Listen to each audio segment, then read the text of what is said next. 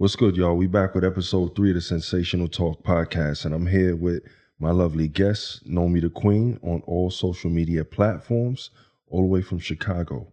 What's good, Nomi? What's up? What's up? So, tell the people a little something about yourself. Ooh, where should I start? Wherever you want to start. So what up, y'all? I'm Nomi the Queen, Nomi the homie. I'm from Chicago, born and raised on the south side of Chicago, Gage Park neighborhood. So everybody, what's up, Gage Park? I'm kind of new to all of this like social media stuff, but at the same time, I'm not. Back in like 2009, I started with a YouTube channel doing makeup. And then I stopped because I had kids and it was just life and everything else.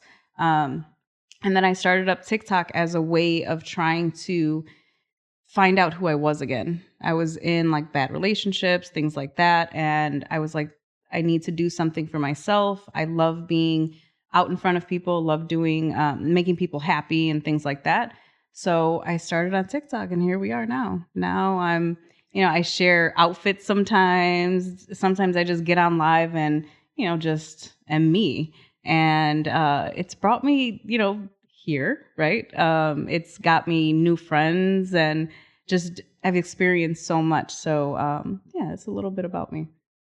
Yeah, let's talk about how you got here after you harassed me through a million DMs and I had to block you and I'm unblock telling you. you, But the whole blocking, unblocking, and all that good stuff. We figured it out. We did. It took a while. I had to like pay him off and all this stuff. But here we are.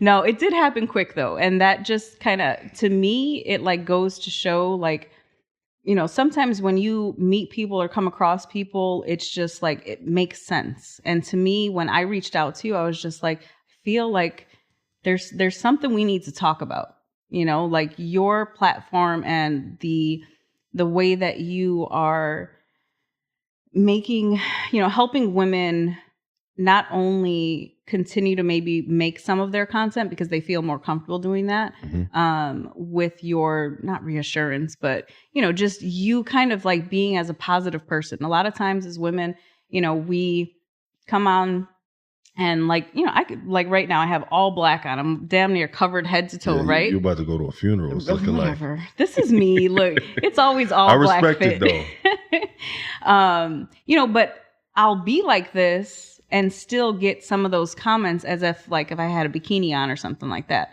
And for women, at least for me, I'll speak for myself, that it's kind of like not disheartening, but fuck, like, why can't I just, just be like, I have so much to say. Can you just listen? Like, stop looking at and I want to have the balance too, though, because I know who I am. I'm comfortable in my body. I want to, if I get certain figure I have or whatever, like I want to show it off because I worked really hard to get here. People don't realize that, how hard women have it. Like you can't be like, you can't have a curvy figure and just be right. And just be, because then it becomes, oh, you're just trying to show off your body. Right. You can't, everything becomes about your body once you're a curvy woman. Even if you're not a curvy woman, it's always something someone has to say, outside of what you're really trying to say. Like they're not trying to focus on your point because they're seeing, or they turning whatever into a negative, outlook on it. Right. Or over sexualizing stuff. Like that too. I went to work. I worked at a dispensary a few years ago and I went into work one day and I knew I was going to be sitting down at a register all day long. So I wore leggings and I wore like a sweater, whatever. And I got called into the office and was told literally, can you just put this sweater around you? I'm like, can I what? Leggings is like the new naked. Leggings is weird. Like, because it shows everything. Right. Like you can't really hide nothing with leggings. So to them, it's like you're not wearing anything. Right. But at the same point, I feel like even when I go to the gym and things like that, people look at me differently if I have shorts on or if I have leggings on, because my body shape is different. It almost becomes like obscene to some people. Shorts, like what kind of shorts? Like the spandex shorts, like the legging shorts, or like shorts, like what I wear on live a lot of times, like to bed, I usually wear like some, just like short shorts or whatever. And then like I'll even get on live. And the way that like people just come at me like, ooh, can you turn around? Or why you got those shorts on? What you trying to do? And I'm like, make coffee? The world we living in now, I've never gone to a TikTok live where I saw a woman who was, like I said, curvy or non-curvy. Mm-hmm. They always asking for a 360 because they want to see your ass. It's crazy to me. It's so, I get it. I've gotten to the point where I kind of like joke around with people that come on my live and like, don't even say good morning, but want to come in like telling me to do something. I'm like, men are visual. Like, I know, but visual creatures. I don't know. Get it. No, I get it. But that's why kind of like, so that in the same respect of how like I feel sometimes like, shut up already when people are coming into my live, like that. When I see your content, right? Like it's just different because I feel like you're not being disrespectful. You know what I mean? Even when it's something where you post something where other people may watch the same content and just want to talk shit about it, you find the positive in that about that person. And you also just realize that that's them. Who fucking cares? If they're happy, who cares?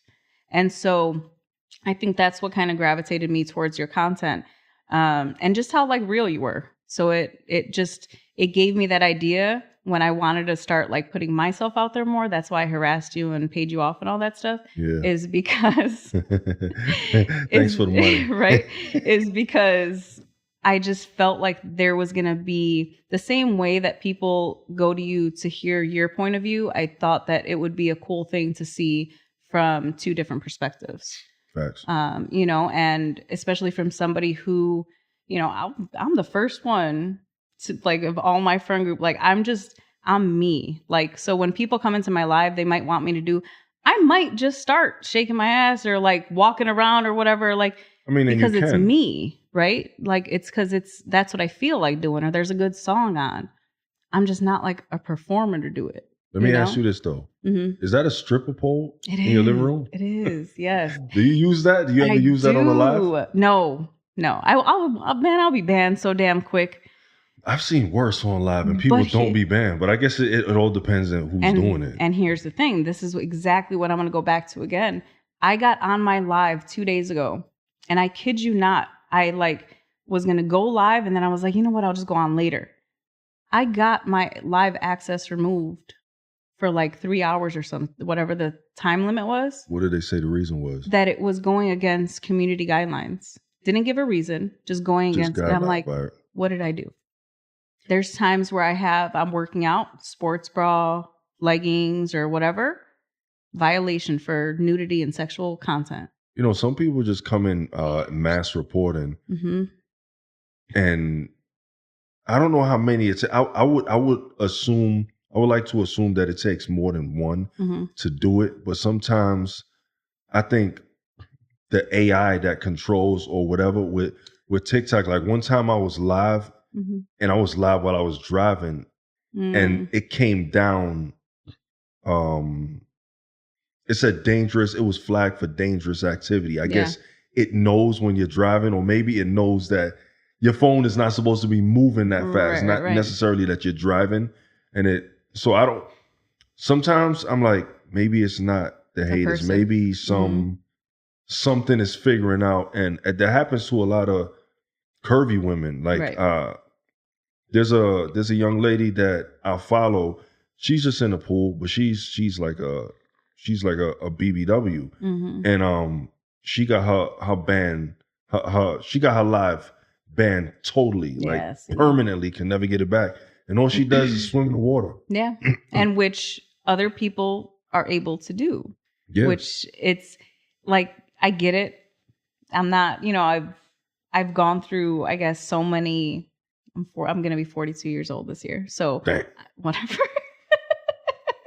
So I've gone through a lot of different whatever, but in that time, growing up in the 90s, I just feel like we're a whole different kind of beings, having gone through that, especially if you lived in a city like I did, in a neighborhood that I did during that time. There were a lot of beautiful things, but it was a mess.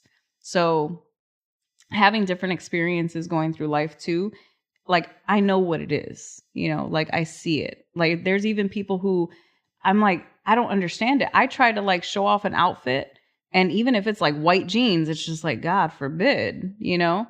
But then I see other people where I'm like, well, how come you can show the back of your thong on here? How come you know what I mean? I guess it depends on the size of that person. That's exactly what it is. And it's crazy to me because I feel like I've always been just a supporter of people in general, but like women especially, like live your best life. Like don't, you know, even when I was going through a shitty time where I didn't even know who the hell I was anymore, I still would always preach to people like, no, you should be able to wear that. You should do that. You should do this, you know? You know what's crazy? I think I'm not sure how they do it, but the AI knows body types. Like, for example, Crazy.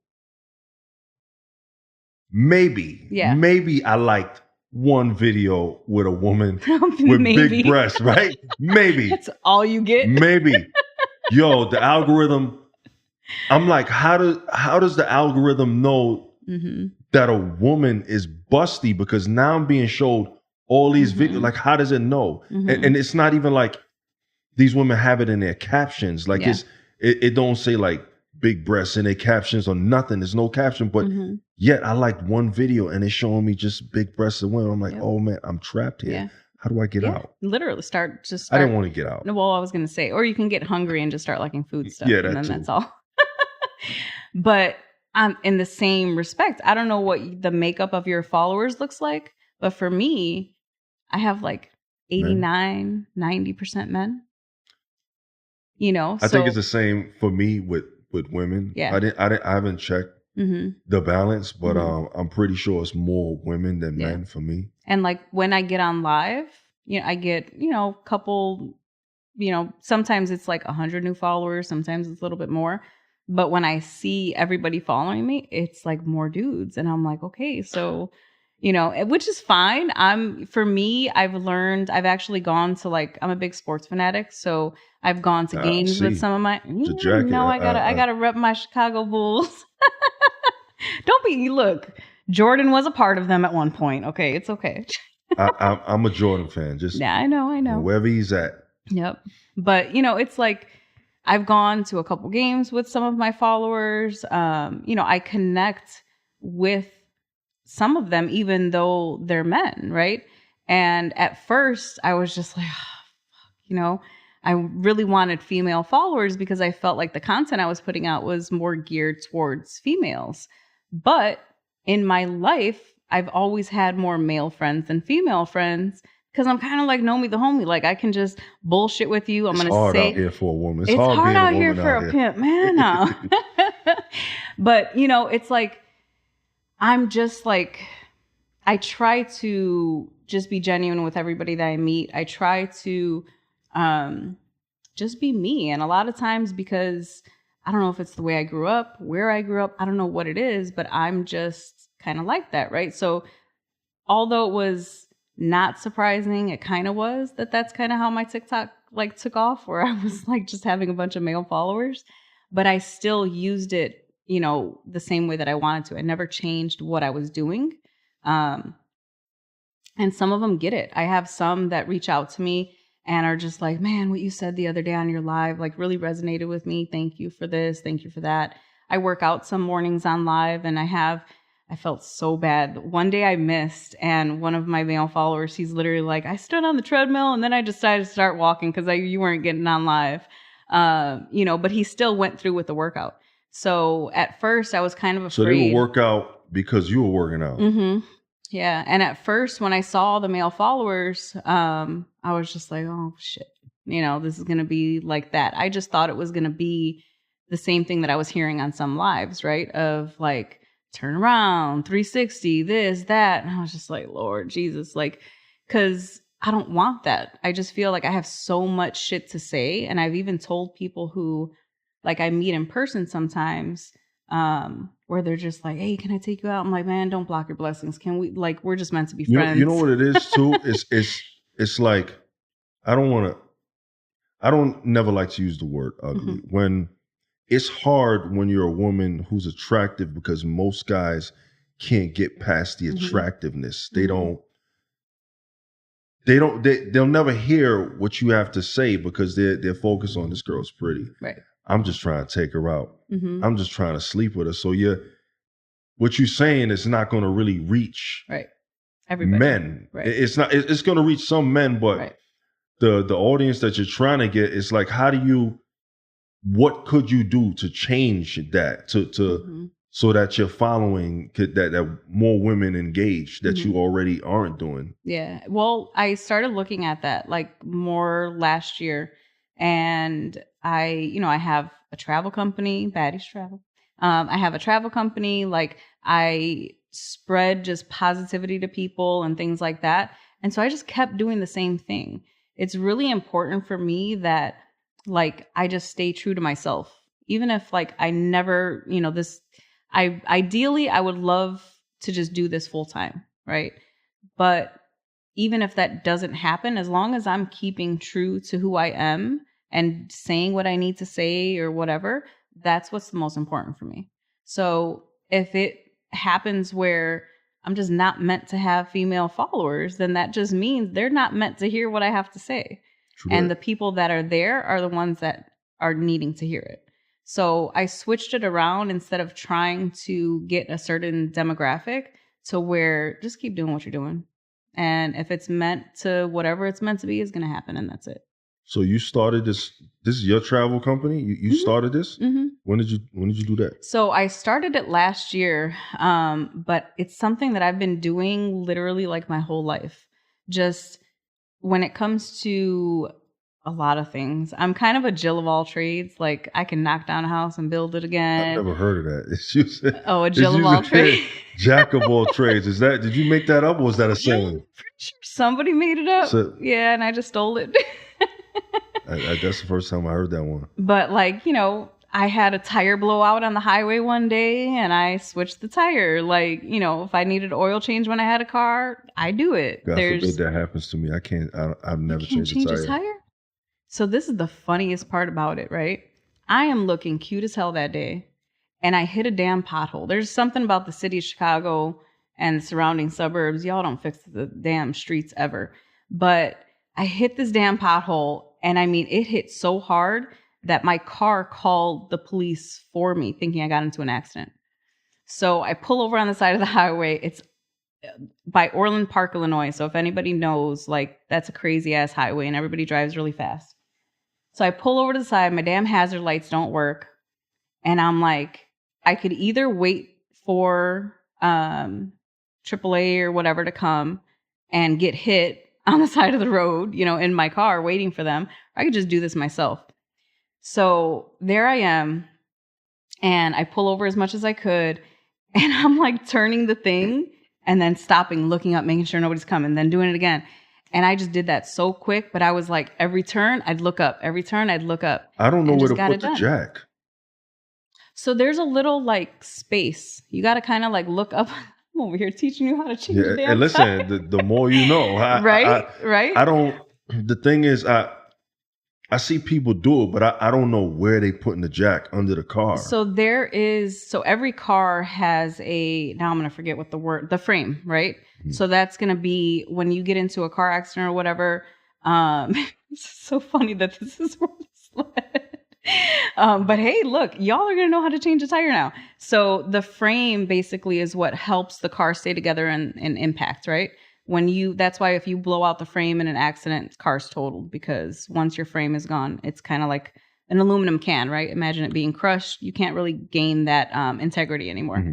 So you'll see like the little frame there underneath. It's just a metal piece pretty much, but you'll see the whole thing. And you just put it up under there and then you start, like it literally that's it. And then you just start winding it up. A lot of new cars don't even come with a spare tire now. Really? Yeah. Depending on what year. I don't know. My newest one was a 2017 Honda Accord. I know there's no shocker, or not Honda Accord, Honda Civic. Excuse me. And it didn't come with it came with a spare tire? Yeah. They're up, so there's gotta be. Are you Some sure? don't, yeah. Have you looked up underneath? It don't. They tell you when you get it. Really? The last two cars. That shit? The last two cars I leased. Yeah. No spare tire. So that's kind of like how Apple, y'all are going to hate me at Apple, but like, why don't you put the damn charger in it? And like me and my daughter were talking about this the other day. She showed me a picture. She's like, remember when they used to give us everything? Headphones, charger. What does it come with? The last time I got an iPhone, don't come with shit. I think it was a 13. I think I still got a 13. Is Instruction manual? I think it's just the cord. It's not even the no power box. block. Nope, no box. And I'm like, yeah, they are kind of fucked up because you can't just use any old headphone with an iPhone. You need wireless or whatever. And she's like, they need to start putting iPods with it. We were bringing that up the other day. So you say you're born and raised in Chicago, yes, right? Yes. Is Chicago as bad as rappers make it seem? Well, okay.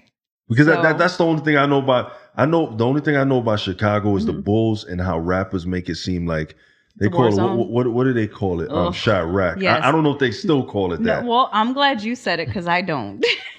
Is it that bad? And what part of Chicago are they talking about?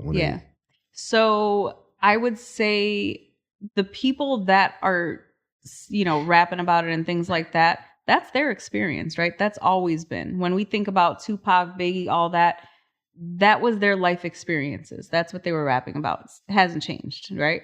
So for me, my Chicago that I grew up in, the Chicago that I live in now are very different. So the Chicago I grew up in, I remember taking a shower and my dad just screaming, "Get down!" Because the gangbangers were in our little gangway, which is like, in between the houses, you got like the little sidewalk or whatever. So at least in Chicago, we got that. So they would be shooting in our backyard, in the alley. Never gone to Chicago. No, but this was 95-ish, okay? But then, that was all bad and stuff growing up. I moved to different parts of the city. I will tell you, as much as I love my city, always will. I don't think I'll ever fully leave. But Chicago's a very segregated city. So I believe that. Like, as much as it is beautiful because we have, this neighborhood, I know I can go get this kind of food, that's what it is. It's segregation that made it that way. So when you think about bad areas of Chicago or whatever, they're not bad areas. It's just people who haven't been given the resources that they need. So it's like, what do you expect when you wake up? You can't, like, if I wake up, I have Dunkin' Donuts over here. I got this coffee shop, that coffee shop, all types of choices. If I want avocado toast, I could order the shit. But if I go where I used to live that's a bougie meal, right? I know, but it's so good. Who eats avocado toast? Oh my God, this stuff is bad. Look, sourdough. So sourdough is just good probiotic wise and stuff for your body. You put some avocado on top in the morning. What? Avocado? I can't do it. You don't like avocado? Oh, it's too bougie. I don't know. I feel like that's a pinky up type. Yeah, that kind of meal. Like you should be eating that with a British accent or something like that. Really? To me, that's what it feels like. And I'm gonna deep dive into that a little bit. Why do you feel that way though? I don't know. I feel like I'm more old school. The only thing that goes on toast to me, some jelly or something. Jelly, butter, maybe cream cheese. Okay. So think about how we grew up. I don't know how you grew up, but I'm just gonna say, think of how I grew up. I couldn't afford a fucking avocado growing up. My parents didn't buy avocados growing up. So it's like, this just kind of goes along to like my point of when you grow up and you're only shown certain things or you only have certain things available to you, that's all you know. And then we see these other things like, if I get, instead of just a Dunkin' Donuts coffee, I go to, some fancy coffee shop or whatever and get a coffee, I'm automatically bougie. Because it cost more, because that's something that we couldn't get when we were younger or whatever the case may be. And it's like, I don't believe in like doing things for status, but if I want like to live a healthier life, like then I have to choose those healthier foods. Because like what I had growing up, I had the little candy store on the corner where I just like get hot chips and a Slurpee at the end of the day, and that's it. Whereas now, I might go get like a yuzu lemonade or some stupid shit like that. See? You know what I mean? Another bougie drink. Right. And it's bougie, but at the same, but it's also like less sugar or less, So you look like you drink expensive water. What's an expensive water? Is it Core? Is Core expensive? I don't even know. I use Essentia. Mm. Yeah. It's good water. It's good water. It's definitely expensive water, right. but it's good water. But it's like, I don't know if I like, does it make sense what I'm saying of kind of like when we're only exposed to certain things? So like I even worked in a school, I'm gonna shout y'all out, Morel Elementary. But it's it's in the Gage Park neighborhood, so it's where I grew up, and I was like a dean there. I taught restorative justice there, so like kids would have a fight in the play yard, and then they would come up to my office, and I'd be like, well, "What are you guys fighting about?" By the end of the time, between like we would have a peace circle pretty much. So they would talk to the person that they just fought with. Their friends would be there. By the end of the day, they were all hugging, and it was over, right? Because I truly believed in, why are we going to send these kids home if that's where they're learning? You know, like they're just going to be outside playing and doing the same thing. Like they need to be taught how to, this happened. It's not the end of the world. Let's figure out why it happened and fix it. You know, so even with that type of thing, I'm going on a whole tangent now. Okay, so let me ask you this. Earlier you said, you know, when you had the job at the dispensary and you had on leggings and, you know, basically you want to be comfortable because, you know, you came a long way. When you say you came a long way, did you used to be heavier than what you are now? Oh, hell yeah. I, at my heaviest, I was 292 pounds. May I ask where you at now? I'm about 180 right now. Probably like 185. I've been vacationing a lot. I'm not a drinker normally. You gotta eat, man. Food's good. I was in New Orleans. How long did it take you to transition to where you are now? So the craziest thing is I lost 100 pounds over the course of like, I think it was like 8 months, really. Hold on, not to cut you off. Yeah. But to cut you off before you go there. Yeah. Did you do it naturally or did you? Yeah, no, it was all diet and exercise. I actually, at 292 pounds, that was the last time that I like weighed myself. And that was in like I want to say 2011, because I had just left my ex-husband. And I went to the doctor and I talked to them about getting gastric bypass surgery because I was just tired of looking. I didn't feel myself at all. I always saw this person, maybe about 10 pounds lighter than this, but I always saw this person. This is who I always was. Now, you are now. Yeah, 100%. And I went to the doctor and they're like, all right, it's going to take about a month to get insurance to approve it, you know, blah, blah, blah. But while you wait, we need to make sure that you know how to just control what you eat and things like that. By the time they contacted me back, I think it was maybe like 3 months later, I had lost 45 pounds. So when they called me, I was like, no, I'm good. I'm going to do this myself. Yeah, because I'm like, why go through having surgery, possible complications, never being able to eat this, you know, like certain foods or whatever. And I'm like, I'm not restricting myself like that. Like I just need to put my ass into gear and do something. So I started like journaling everything that I ate. If I felt like shit, I wouldn't eat it again. If I knew if I had dairy, I would have a pimple on my face for like 3 months in the same spot. So I stopped eating dairy. It was just like learning, you know, what I could have and couldn't have. And then as life would have it, I gained it all back. You gained what? All the way to 290? Yeah.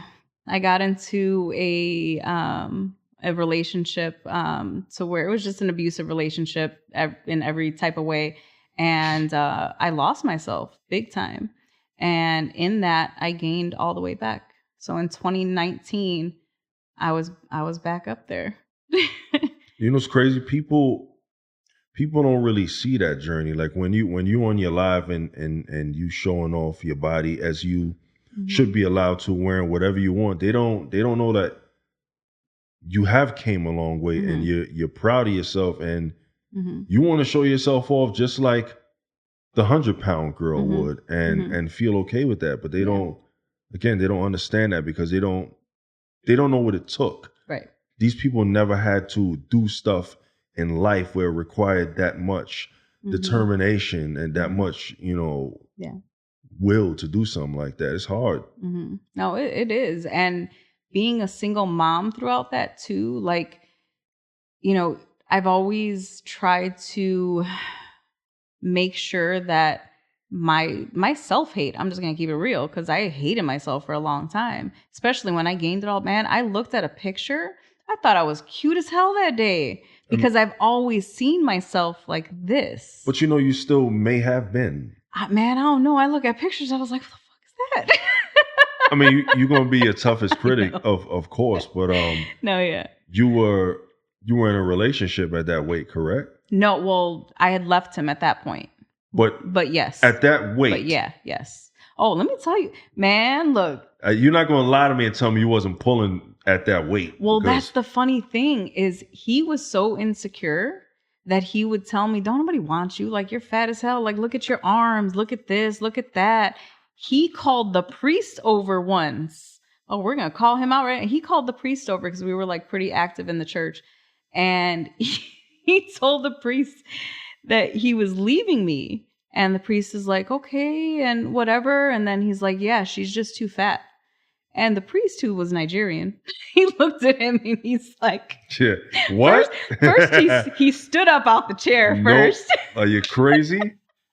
He stood up out the chair, took a little pace, and then he sat back down.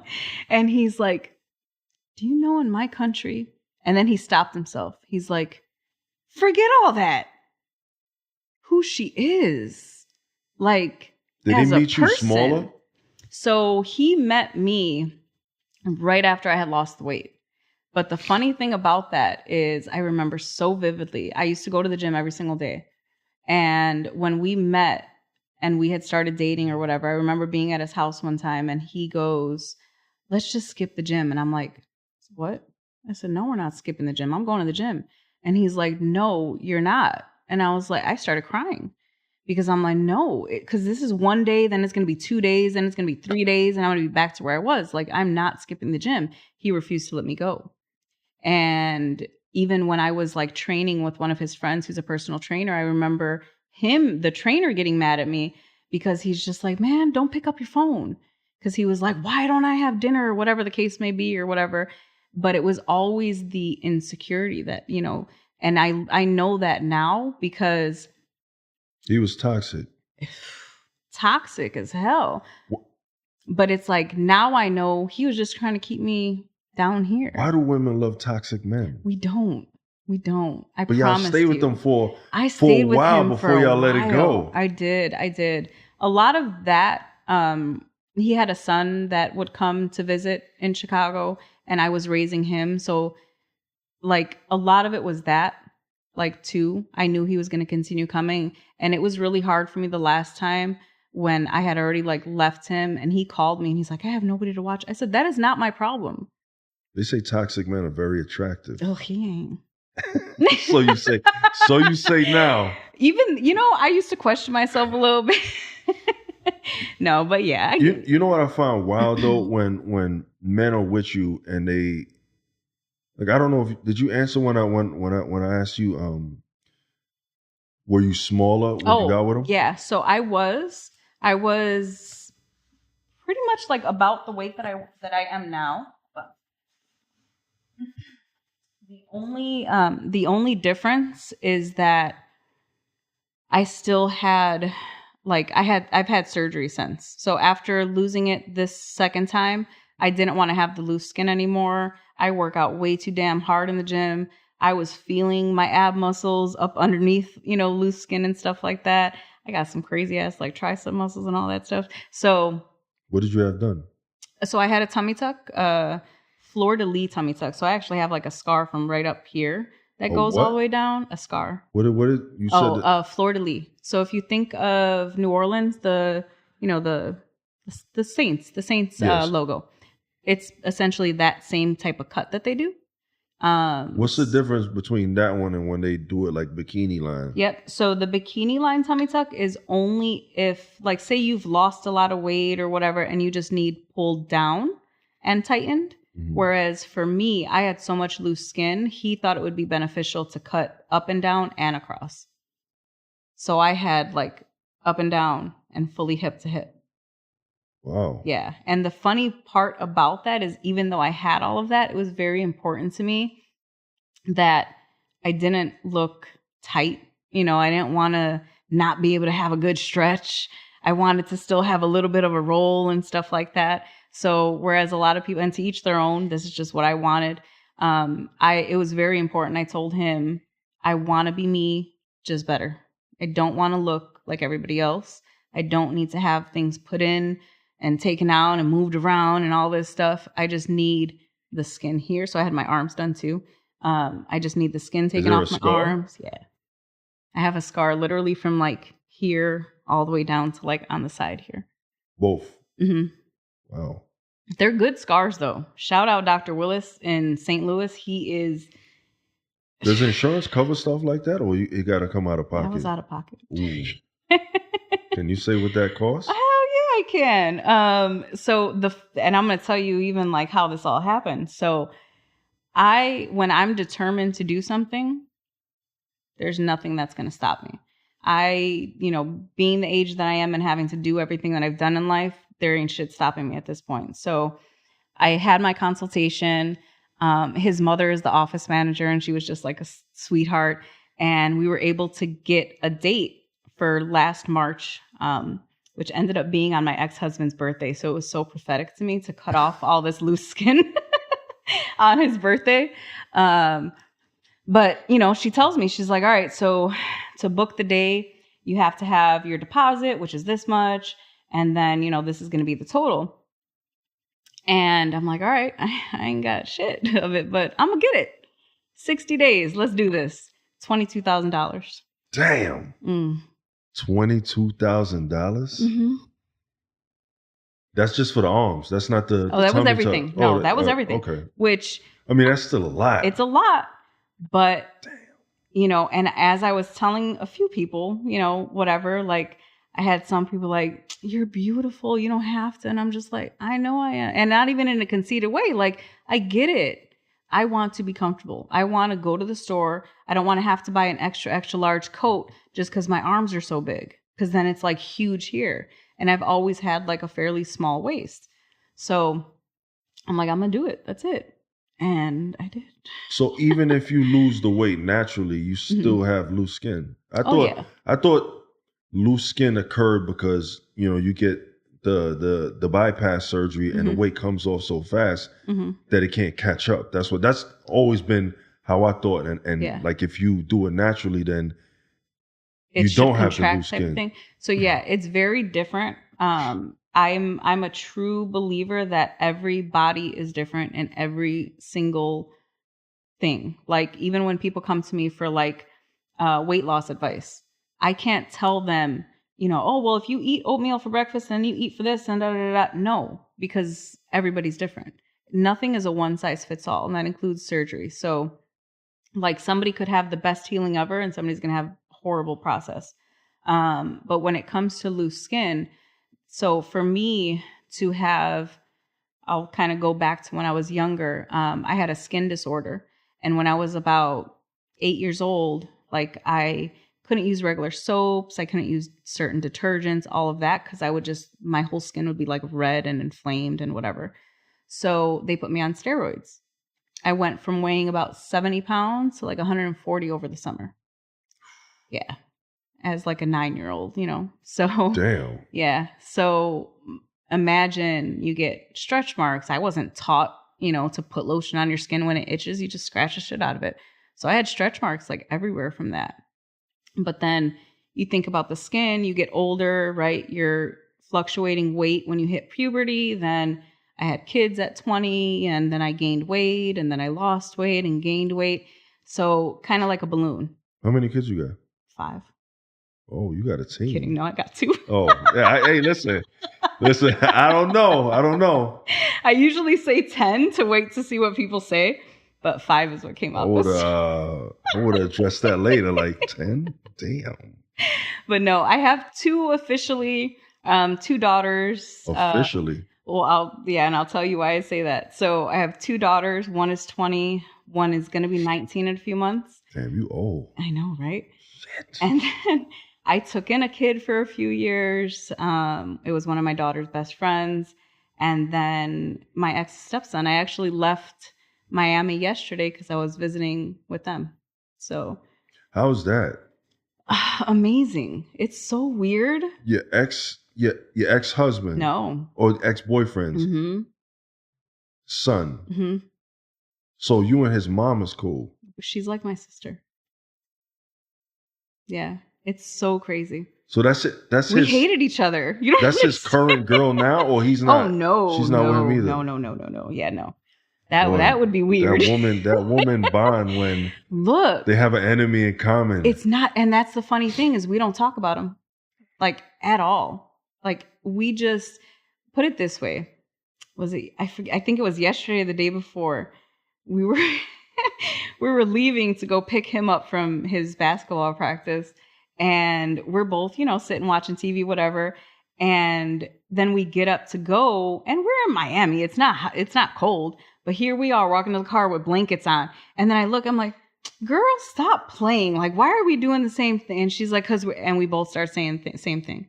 Like, we just get along great. Obviously it might have started out of almost like a trauma bond, but we've vacationed together. I stay at her house when I'm there. Like, we have a great time together. And she'll call me sometimes, like if he's acting up in school or something like that. I didn't realize trauma bonding was a real thing. Like, I don't know if you've seen the, on TikTok, this whole Risa Tisa thing. Yes. That 50-part story. Yes. I haven't watched it. How a lot of people, I don't have the attention span.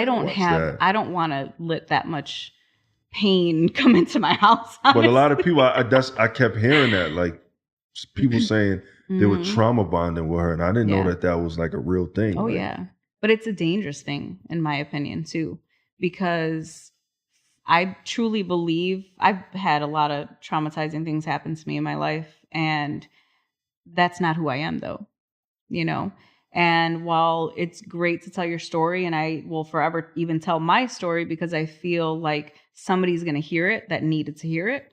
But when it comes to like trauma bonding, I feel like if you let it go too far, then you're just always stuck in that.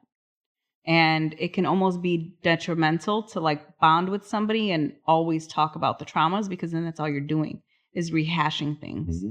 And there's ways to heal with talking about things, and then there's ways of just keep being stuck in it. And I had a very just serious conversation at one point, and I was just like, hey, so if we're going to be doing this, we're not talking about him, because I'm done with that part of my life.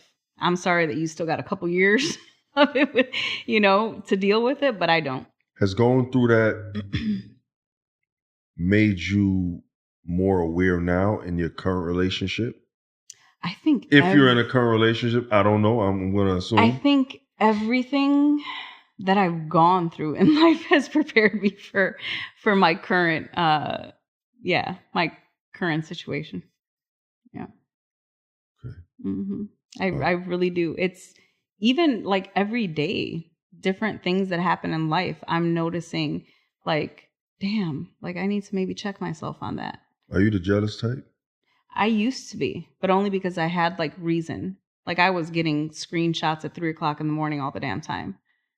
But screenshots of what? Oh, of him like talking to people to meet up with them. Oh, well, yeah, okay. Well, so, yeah. I don't know if that's necessarily a jealous thing, because it's reactionary. That's proof. Right. That's proof. Yeah. I'm talking about like, if you at the bar with your man and you see another girl checking him out. Like, oh no. Like stuff like that. If you seeing screenshots, that's not even jealousy. That's like, you dumb motherfucker, I caught you. Like, what are you doing? Yeah. No, I know. But I was just told, oh, you're just jealous. Okay, whatever, But now I would say there's probably like a healthy amount of jealousy to where like I might like put my arm around him or be like, come here, baby, want another drink? You know what I mean? Like, no, trick. But I'm also very aware of what I got. So I know that whether I'm there or not, it's not going to go any further than that. Let me ask you a question. Speaking of the whole jealousy thing, right? Mm-hmm. Because, when two people are in a relationship mm-hmm. and one of these people cheat, right? Mm-hmm. And then they find out the person that their partner cheated with doesn't look as good as them, or what you perceive to be as pretty. Like right? Why the hell you going for catfish if you got caviar at home? Yeah. Does that make you less mad or more mad that the woman is not as aesthetically? You know what? Does that play a part, or it's just one level of mad because the act was done? So the petty in me, of course, wants to say, man, that, but the real me, right? It's really, I don't know how that person is. I don't know what that person did for you to do that. They must have something. So let me ask you this also. Mm-hmm. When people say, or the person who got cheated on, when they say, oh, to their partner, if you loved me, you wouldn't have done that. Do you think that it has anything to do with love? Because I maybe because I'm a man, but I believe that you can still love your partner, even though you do some foolery like that. But that's just me speaking as a man, because I know, us as men, we retarded sometimes. I don't like to say the R word, but sometimes we do dumb stuff, but it don't mean that we love our partner any less. That's just us being idiots. But a lot of women are idiots too. I'm not going to say it. No, I'll call it out, because I know, of situations on both ends where I'm just like, but you're not, you're doing some shit too, type of thing. You know what I mean? And do I believe? Yeah, I don't think that you necessarily, when people cheat, I don't think they are out of love necessarily. I think it's disrespectful as hell. I am a true believer in, if you're done with one situation, get out of it. Like, why hurt somebody, especially if it is somebody that you love? Why hurt them? Have you ever been on the other side? What do you mean, cheating? Like been the other woman and not know? Like you're in your mind, you're the main person, but I'm not. But you're not.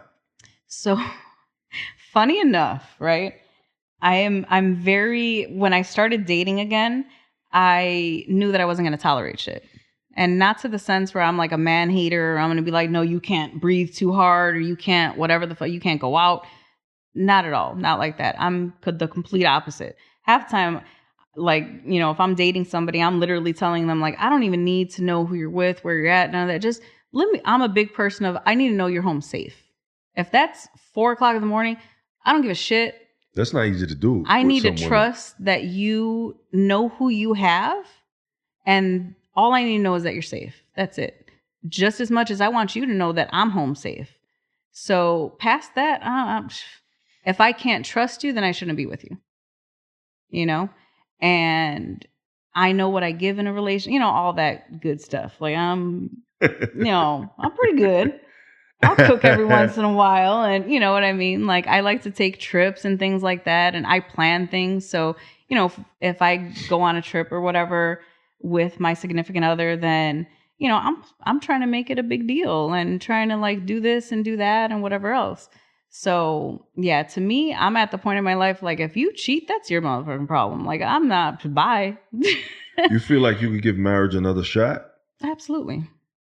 Especially because it was, man, my first marriage, the morning of, I remember we were getting married by the court. I was pregnant with my daughter, and it was a planned pregnancy. It wasn't like, oops, I'm pregnant. I don't believe in that oops, I'm pregnant shit. There's too many things out in this world today that, you know what I mean? It happens. It happens, but we all know going into it that it could happen, So there's plan A, B, C, D, F at this point. You know what I mean? Nobody don't follow those plans, though. Yeah, not everybody does. I know I do. So that's always been, like my mindset too. Now I forgot what I was saying. It's all good. When it comes back, we'll get to it. Let me switch back to TikTok, right? Yeah. So, what was your first, what you consider viral video on TikTok? Do you remember? I do. I think it's sitting at like maybe 350,000 views or something like that. I was working out in my brother's house. My brother is he's the one who has the basement with, all the fun stuff. During COVID, he had to work from home for the first time, he had to work. He was used to traveling all the time and whatever. He has 2 kids, and he was just like, we need to have everything here for them since we can't go anywhere. So he's got pinball, basketball. If you see any of my where I'm shooting hoops in that machine, that's his house. So he has a boxing machine. Too? Chicago, yeah, like suburbs, Yeah. Not where you at? I'm in the South Loop. It's kind of nice. I got a view of Soldier Field from the rooftop, whatever. I decided to give myself a year of living that little bougie lifestyle. So here we are. So he has a boxing machine in his basement, and I would just go over and use all his fun shit because I'm broke. I ain't got that shit, So I just set up the camera one day and started using the machine boxing. And that was it. Which boxing machine? Not the one you punch and it tells you how hard you... No, it's by Nexorsis or something like that. And it basically you put in and it teaches you different, a jab or, whatever. And it has you stand a certain way. And then you get points if you hit it the right way. And there's all that. So it's me, cameras behind me. And I'm a pretty good boxer. I'm not, there's... I gotta check your skill. I don't believe that, but okay. No, man. If there's one thing about me, I have to always have I have this fine line of getting in the gym and killing it, and also not trying to look like I'm about to whip somebody's ass. So there's just certain things. I don't know if it's the fact that I always look like I'm ready to rob a bank because I'm always in black. I don't know. But I definitely look like I'm ready to kick somebody's ass sometimes. So what's your height? Because you're pretty short. I am 5'1"? Officially 5 foot. I gave you more than you deserve. I appreciate I said that. 5'1", but I don't know, honestly, and I'm afraid to look. I don't want to be 4'11" just because I just don't want to be. But I am, yeah. I'm short. It's all good. Yeah. And people are surprised though. On TikTok, I remember the first time I met a follower in person, I'm standing right in front of them. And they're just like, I don't see you. I'm like, I'm right in front of you. And he's like, shit, I thought that you were 5'7". Where? Because you can't really tell. That's just people always DM me, are you really 6'7"? Are you really? Yeah. I'm like, no, I just like the name. But I guess people are still height fishing and catfishing. Oh, yeah. Oh, the catfishing is... I got a DM the other day, right? Mm-hmm. And there are a lot of imposter dummy accounts, and they reach out to my followers, and I always get these same DMs. Is this you? Because this person, I feel like it's 2024. Yeah. To be a grown woman and still believing that that's me, even if it's not me, even if the situation was somebody else, you got to do your research. Yeah. Nowadays, FaceTime should be priority. Yeah. If you on whatever app, Tinder, POF, what is it? Hinge, what else they got? I used Bumble back in the day. I ain't gonna lie. Whatever the case may be, video calls should be mandatory 100%. Now. I would never, if I was single right now, I would never, ever, I'm never going to meet you unless you could. There's so many ways. There's Snapchat. There's Instagram video. Yep. There's WhatsApp. There's FaceTime. There's no damn excuse. If we got to do Google Meet or Zoom call. Yes. Have the Zoom call. Listen, no, I get it. Because the amount of messages I get asking if this is me, no. Yeah. And the main thing they say is that, this person's using your picture. That's the easiest thing to do. 100%. I could take your picture and be you to somebody else too. Yep. Ask that person to video call you. And I said, if they can't, first of all, I'm the only person that could go live on my account. Right. The fakes can't go live. So, but catfishing is real and height fishing is real. Men lie about their heights. Women do too. And I don't know why women do that. I don't either. But look, have you been height fished by somebody? I've been everything fished by somebody. So I make it a point.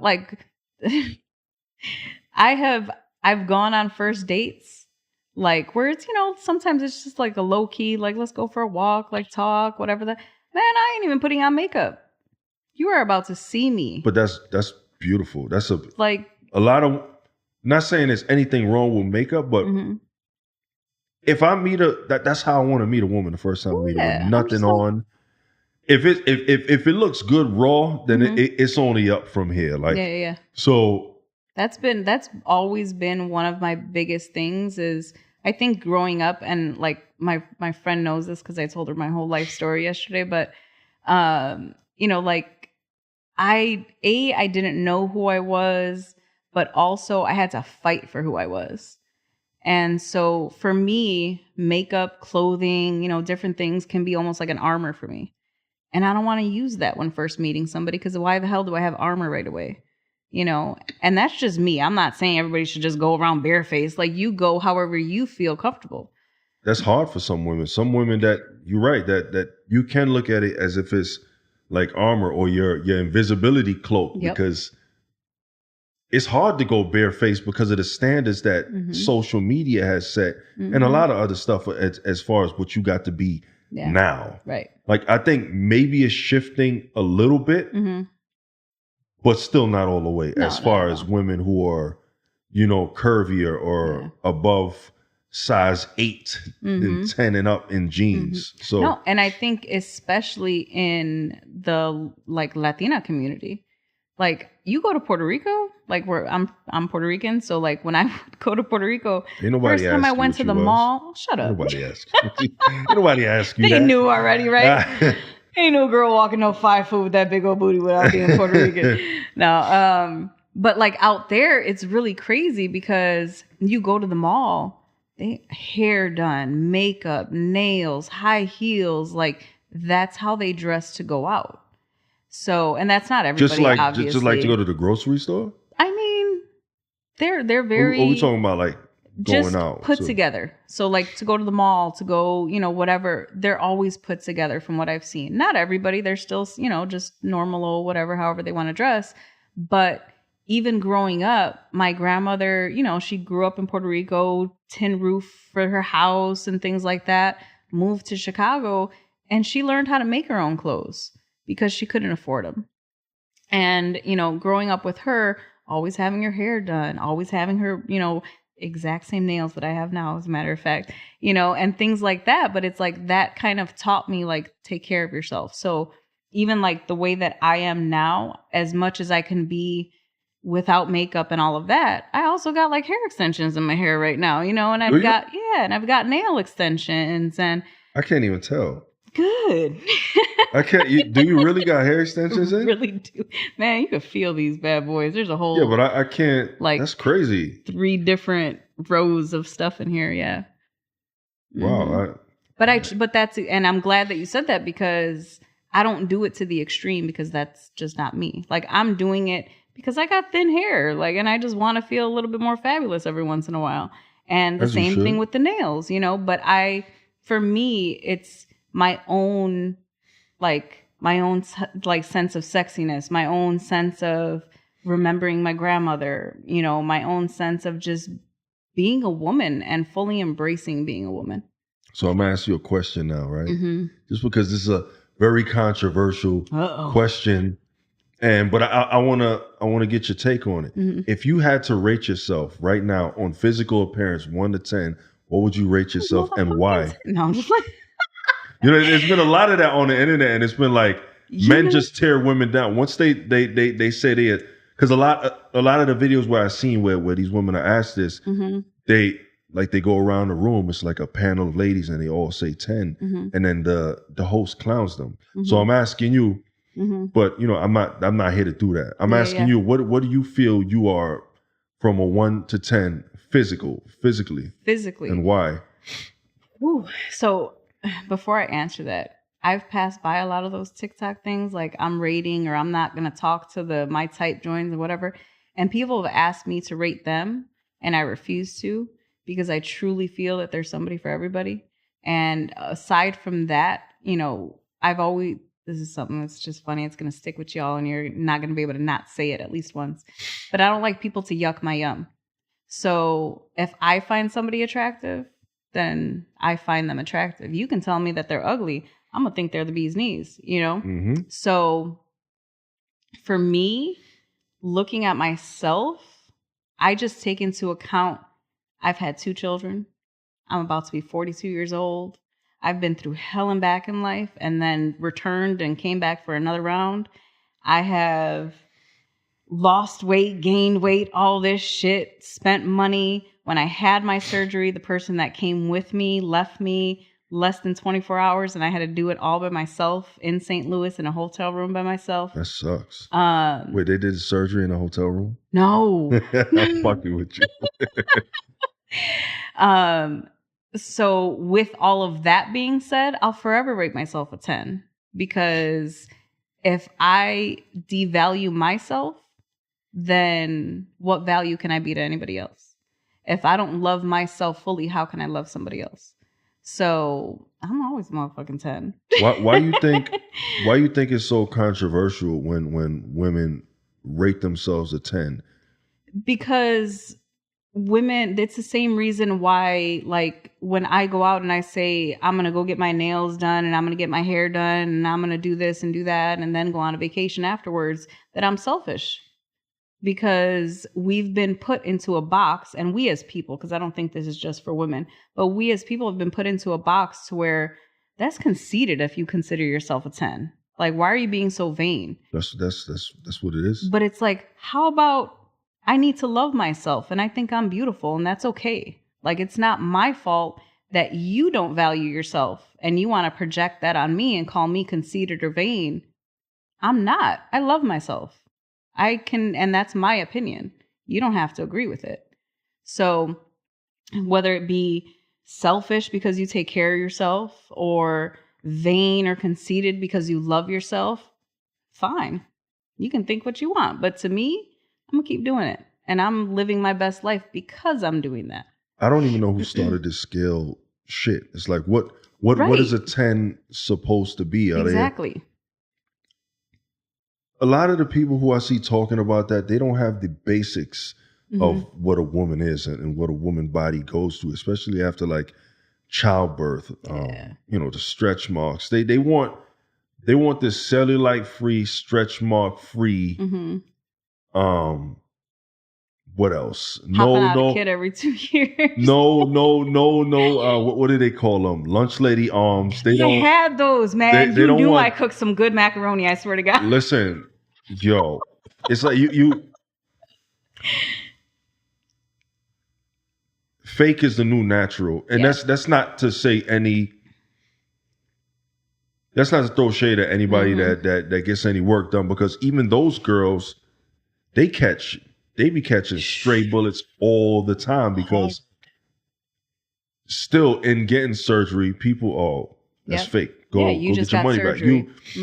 You still lose. Like, that's not real. Look at what you had to do. But if you do it natural, then you know, and a lot of even natural, I get a lot of shit.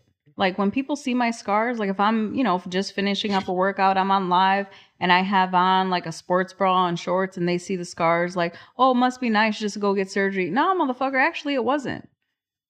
Like I could have died and nobody would have known. So no, it's not easy by any means. And people that go through surgery and stuff like that and they get all this hate, I'm like, man, y'all don't realize what it is financially, mentally, physically. Like, it is no joke to get surgery. This is not like an easy decision that people are making. And, it looks like it, but that's because they're not showing the ugly. I got all the ugly on YouTube if you ever want to watch it. Like, I'm going to go check it out. Ooh, I mean, so. You got pictures of everything. When you were at 290? Mm-hmm. Okay. Yeah, I got Is that linked on your TikTok? Yeah. Okay. So if you go, I have a link in my bio on TikTok. It goes to my link tree and I have everything like listed in there. That surgery, it was planned. I paid a friend to come down with me. I, got food, like, meal prepped for the week. Everything was all set. I go to my post-op appointment, which was about maybe 18 hours after surgery. And the doctor starts telling her, all right, so the next few hours you need to watch for this and whatever. And she's like, oh, I'm actually leaving after this. He looked at her like, bitch, what? And she did. The friend that you had come down? Yeah. And But she was leaving because she wanted to leave, or because of her. She wasn't supposed to leave. She was supposed to be there another like day and a half. So why she? I don't know. I have my idea. She reached out to me about a month after surgery, and I let her know that I'd talked to her when I was healed. I'll be I'll be a year from surgery on the 21st. I'll see if I'm healed enough to talk to her, but I haven't decided yet. I would think that ain't your friend anymore. At all. Because I was very lucky. I'm a true believer. Nothing in life, or everything that happens in life happens for a reason. And the people in your life, all of that good stuff. The doctor that I chose was apparent that I made the right decision, because like he brought his nurse when he knew that she was gone. So like at the end of their day that day, they came by to check on me. They brought me like Gatorades and different things and just called me, making sure I was okay all the time.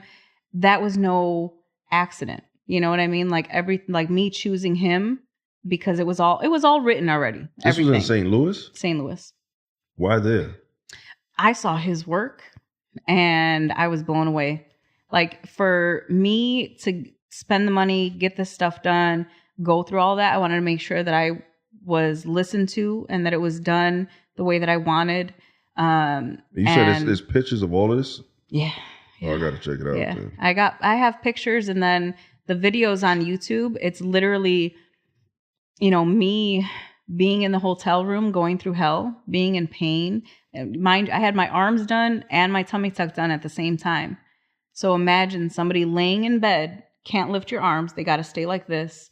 Can't move your torso. So how do you get out of bed? You must have been on hella pain meds. No, and that's the other thing. I don't really take pain medication. You're a tough cookie then. I'm very big on like what I put in my body. So even when it comes to my household cleansers and stuff like that, you think about wipes, right? Like Clorox wipes or whatever. You're using your hand, right, to clean. Whatever chemical is on that is going right into all your pores and all that. So I'm very careful. I don't take Tylenol. I don't take like... You just don't believe in... I'm the same way though. I don't like... If my wife don't like put a knife in my back to go to the hospital, I will not. Yeah. I won't take meds. I believe nothing works. For me, it's more so it might work only because it was scientifically made to work, but it's going to fuck something else up. I feel like that too. And I'm just like, I'm good. It's like, how do you... I know it's all boils down to whatever kind of science, but how do you know putting certain things together is going to make this headache go away? What did you have to go through? Exactly. How much testing did you have to do to know that putting all these chemicals together, that when you take this pill, no more migraine? Right. Yep. Like, I don't know what you put in my body. That's exactly it. And I stopped using all of that. So when it came to, aftercare for surgery and stuff, I let him know. I was like, I'm going to be using CBD and THC. And then he's like, whatever you got to do, just let me know. Do like what, vapes? No. So that's a whole nother story, because somehow they ended up in her car and weren't with me anymore. My vape pen that I had brought. But I had like edibles, and I had, it's something called RSO. So it's Rick Simpson oil. It's something that was originally made for people with like seizures and stuff like that. So it's just very high potency, either THC or CBD. But I use like pineapple juice is a really good anti-inflammatory. Arnica gel is a really good anti-inflammatory. CBD is a really good anti-inflammatory. So that second one you said, I never heard of that. Arnica? What is that? There's like, it's an arnica. You can take like little tablets. There's like gels. If I'm not mistaken, it's just like a plant that is kind of broken down to create it. But yeah, I just did it the natural way. And was I in pain? Sure. But it was more painful, like just sitting in, you know what I mean? Like, I can't motherfucking move, I can't open the fire door from the hotel room because it's so heavy. Getting out of bed to use the restroom. And you had no help. I had no help. She left. Mm-hmm. How long is the healing process? A full year is what they really say. Until you're like healed completely. How long before you can actually move? So 5 weeks before I was able to lift my arms, but Damn. I really didn't have a choice. I had to lift them before. So like I definitely have scarring that wouldn't have been there. Where like my stomach scarring is like this scar here, it's like a pencil line. You can barely see it. The one in the middle here, from me having to move a few, like to get out of bed, I had to do that and things. There's definitely a little bit of spreading. Same thing with my arms underneath. It took me about 5 months for hold things to up. close. So you couldn't move your arms. How'd you use the bathroom? I thankfully, because even though I knew that I was going to have help, I still had plan Bs. And I also, just me being who I am, I didn't need nobody wiping my ass for me. So I bought a bidet, which came in fucking handy big time because... It's crazy. I posted a picture, not a picture. I posted a caption in my story because I'm like, are bidets supposed to hurt? I did a video. I did a video on TikTok a long time ago talking about like skid marks in the toilet, and this company hit me up and they sent me a free bidet. Yeah. So I got it home. I put it in. I was excited to use it because I hear about these bidets, and when I turned the bidet on, I'm going my mind when you the pressure hit my donut hole so hard. Like it felt like somebody was stabbing it. Like I didn't. It almost felt like it. I don't know that it's supposed to feel good. Was it a power flosser? It was. Listen, I hooked this shit up myself. I just turned it. You get to turn the dial to the left. I forgot what the other one did, but the pressure was so hard. Like it, I felt like it was bleeding. Yeah. That's crazy. No, you definitely have to check your water pressure. But is it supposed to feel good though? Like soothing. Yeah, but I mean, wasn't good for me. It's usually like a water fountain, like the old school, like what? It's kind of like that. No, maybe a little bit this. more than I don't know what you were doing. You see, like when you get a bottle of Windex, you got mist and you got stream. Yeah. This was like power stream. That's what like it was. Like a power washer. Right. Maybe it was just a good one. I've never come across one like that. If there was something that crusted over up there, it definitely would have got it off. But at what cost though? It's like at what cost? Do I want to violated? Do I want to be able to take another shit after this, or do I? Nah. That is too good. They are not supposed to hurt. No. And this one, it's kind of funny though, because I have a story about this stupid bidet too. I didn't know how the fuck to use it, and so it's so bad. This thing comes, and I'm like, did they send the right thing? Because what the fuck is this? It was just a tube.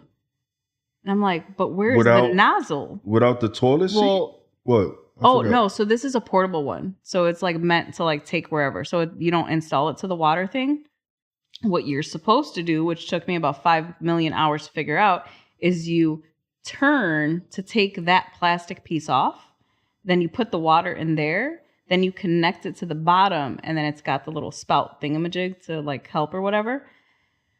It took me a long time to figure that out because it just looked like a big old like adult toy. Like, what the fuck toy? It's not what I needed. I just wet the tissue, man. If I ain't got but I couldn't. That's the thing. Is like it was hard enough with this damn thing, because I also had like when you get that surgery, they put the fuck is that called? Drains. So you have these little bulb type, like plastic bulbs that are collecting all this excess fluid. It's disgusting. Yeah, all of this is disgusting. That's gross. Yeah, trust me. I was like walking around feeling like you could have definitely kept that to yourself. Shut up. You could have definitely kept that to yourself. I didn't need the things, they're on the outside. You see it all on the video. That video is real. Maybe you don't. Because if you're squeamish at all, do not go to my YouTube video. Depending on what it is. Is that the Even my face, I look fucked up. Like I'm so sad. I know at one point, so this is the other part. As if it wasn't bad enough being stuck, right? Like feeling like shit, feeling like nobody really cares about me. like all that. I woke up to a fire alarm going off in my room. In the hotel? Yeah. And I'm like, fuck, I'm half naked. I've got this shit hanging off of me and I can't walk. I can't my hair's not washed. I don't know. I smell like shit probably. Yeah, you definitely smell like shit for sure. You smell like shit. And now the fire alarm's going off. So I call the front desk. They're like, oh, we're actually just doing construction. So I'm sorry. It's going to be going off for the next couple hours off and on. The next couple hours off and on. Well, thanks. But there's also construction being done in the room next to me. So I'm over here trying to heal, feeling like shit. I've got the fire alarm going off like crazy. It's in the YouTube video too, which is kind of funny. And then I got this dude banging, putting up whatever he's putting up in the room next to me. Like, this is just, thank you, God. Yep, I know I needed one more test. That's what this is. Yep. And that was a whole week of feeling like that. And it's all on YouTube though. Very real. I show my scars. I show the healing process and all that. So when you look at yourself in the mirror, right? Mm-hmm. Because this is something I also touched on the other day that sometimes people don't realize. Mm-hmm. I've been 6'7" since I was, I want to say 19. Mm-hmm. But back then, I posted a picture. I was 147 pounds. Oh, I saw that the other day. Yeah. And people, they have this idea that I see myself in a certain way that I don't. Mm-hmm. When I look in the mirror, I weigh myself every day. Me too. Every day. I have a fear of going back to bony. Yeah. People don't realize when I look in the mirror, I still see that. That's what I see. I don't see me where I'm at. Even when I look in the mirror, I'm like, nah, I got to gain more weight, man. Mm-hmm.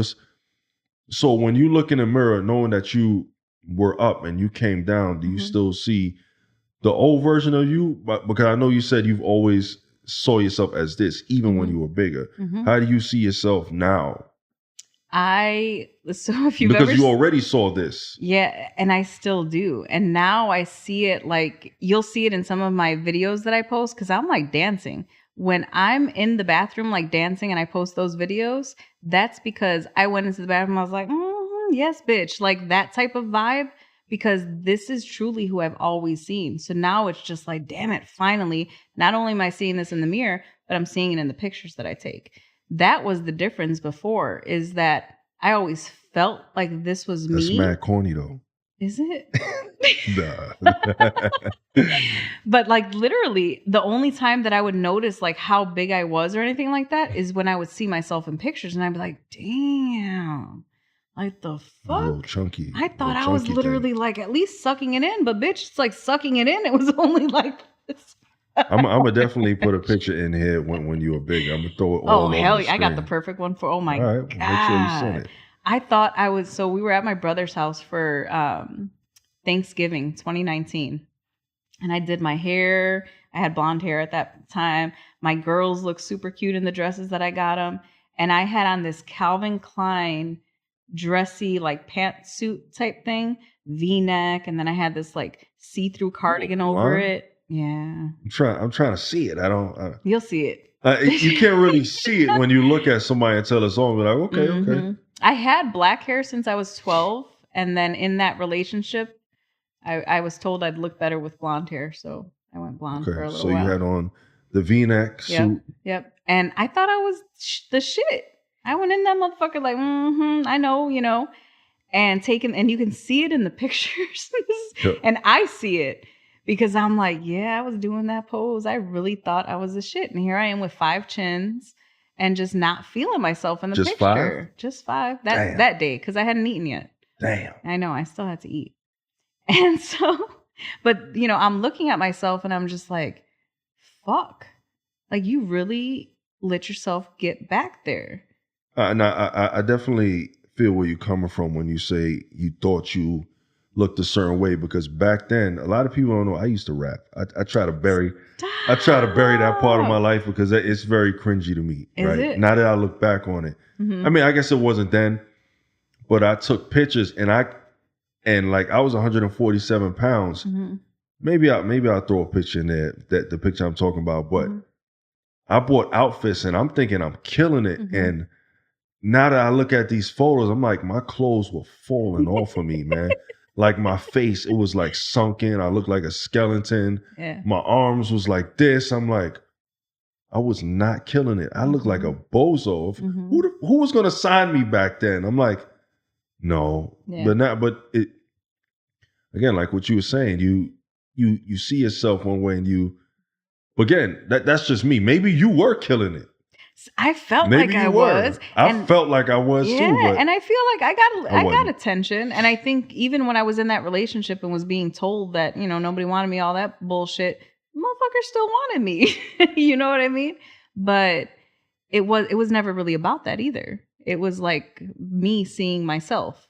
And when I would see those pictures, I would just be so disappointed in myself. Especially when I saw that one, because I was like, damn, bitch, you were already on the other side. Like, what the fuck is your problem? Like, why are you letting, you know, any situation, but especially like a motherfucker, do that to you? It's wild when, man, like when you're saying your ex was saying that he was going to leave you or he got to leave you because you're getting too heavy. Like, I've never told any woman that in my life. And my wife's probably going to kill me for saying this. When we got married, I believe she was 155 pounds, I want to say. Now, I want to say she's above 200 pounds. Is she happy at that weight? Probably not. But I don't love her any less. Right. I would never say anything hurtful like that. That's even at my, like I could be honest and say, you know, when we get mad, sometimes we say things, but that's something I would never say. Right. It don't matter how mad I am. I would never say that to a woman. That's the one thing I like, oh, that's why you fat. I'm not going to do that. I'm not going to do that. Like I'll say, that's why you got ugly feet or something. Like I would never say that. I would say something else like, yeah. You need a manicure or something. I don't know, but you just looked at my nails and said, "Do I?" Damn. I'm not gonna look now, so I don't know. No, but yeah, and the funny part about it is now that I look back, him saying whatever, and I ain't gonna make this shit all about him because fuck him. But now, that's all his insecurities. He was projecting all that shit. He had gained 30 pounds too. You know what I mean? So it wasn't about me. But it's okay when it's a man. Right. That's the thing. Like you still, you know, get your hair cut where the bitch is at. You know what I mean? But like for me now, just knowing who I am and being so secure with who I am. And I have my days, trust me. I'm trying to wear these wide leg jeans now that, you know, I wanted to wear when I was 12 but couldn't afford. And I look at myself because I'm used to now like wearing like form-fitted clothes because I enjoy seeing myself like this. You know, you got like no leg, right? Like your feet are hovering above like your leg is like the length of my I got from T-Rex elbow. arms. I got short legs. I know. I don't know if you guys can see, but I'm literally like just swinging my feet here right now. I can't reach the floor. Pretty amazing. I remember when I used to do that when I was a kid. When you were like 5? Yeah, when I was a kid. No, yeah. I've embraced the shit out of like all of this, you know, like I hated myself for a long time because I was like growing up, my whole like my parents and stuff, they abandoned me when I was 16. I was homeless and, you know, things like that. And so I hated myself for a long time, but I also didn't know who the fuck I was for a long time because I knew what everybody said I was or who everybody said I was. But now, like, when I went on this, like, journey to, like, just use, like, positive self-talk and love myself and just do what I wanted to do for me to live my best life, I started realizing that, damn, there's just people that didn't understand me.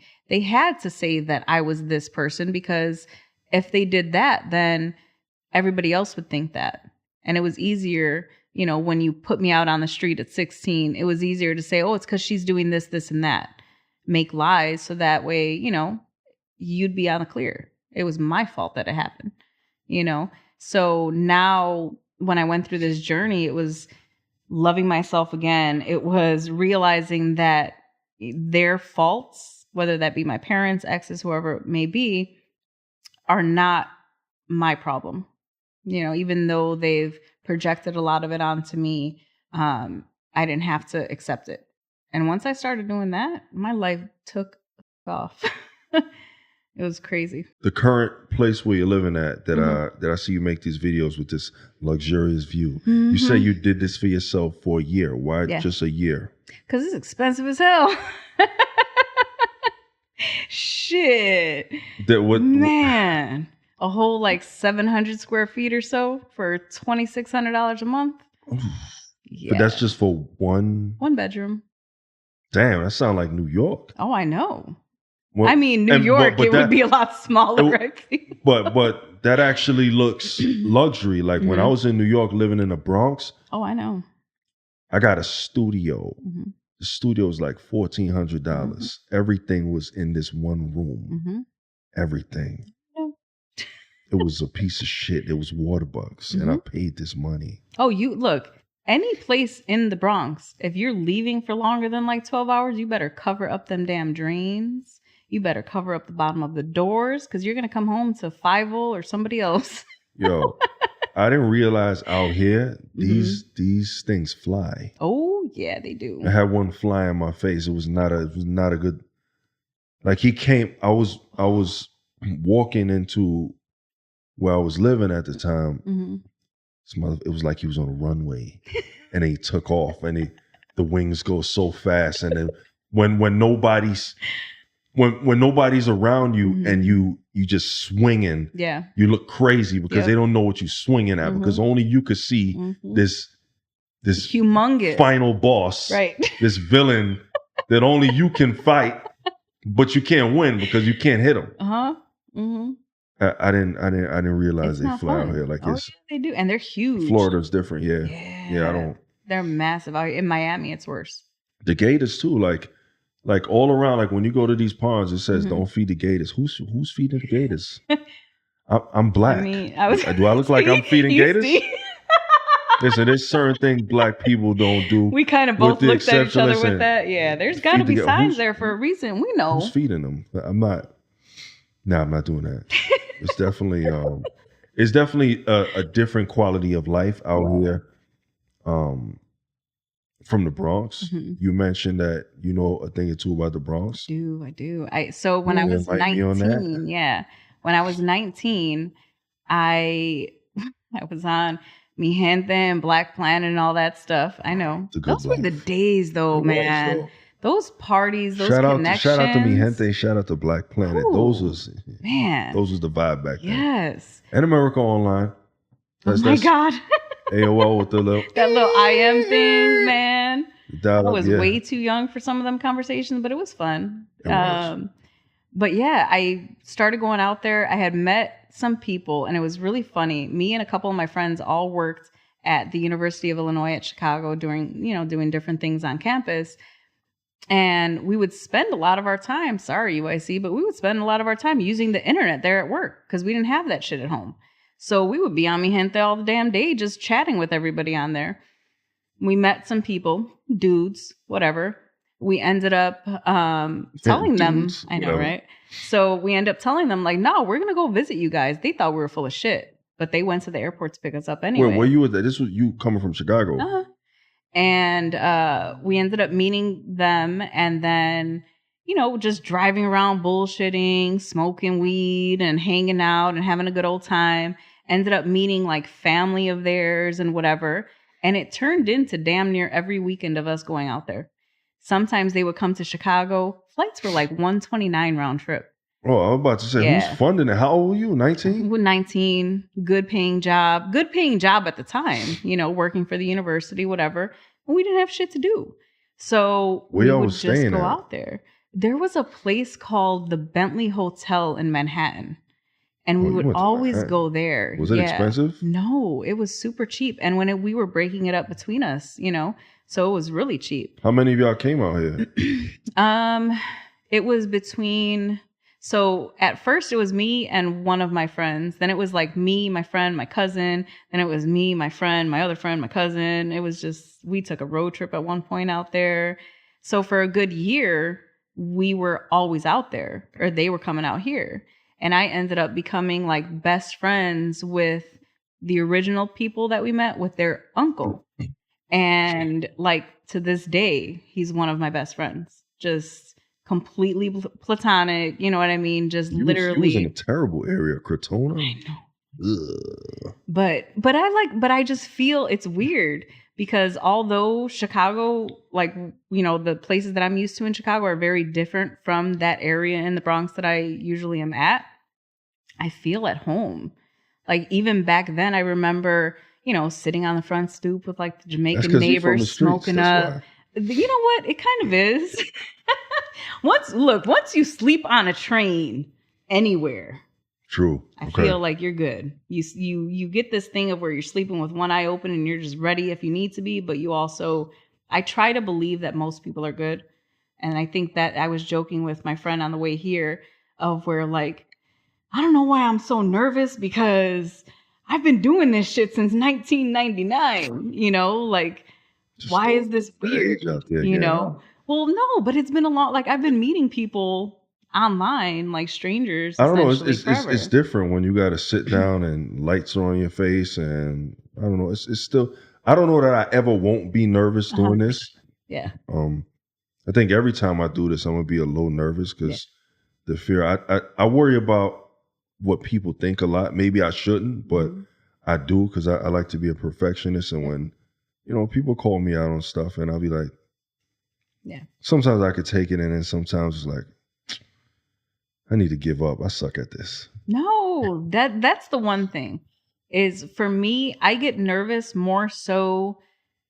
I still care what people think too, even though I'm trying to not, you know, as much as I do, I guess, but it's more so. I know how the internet is, right?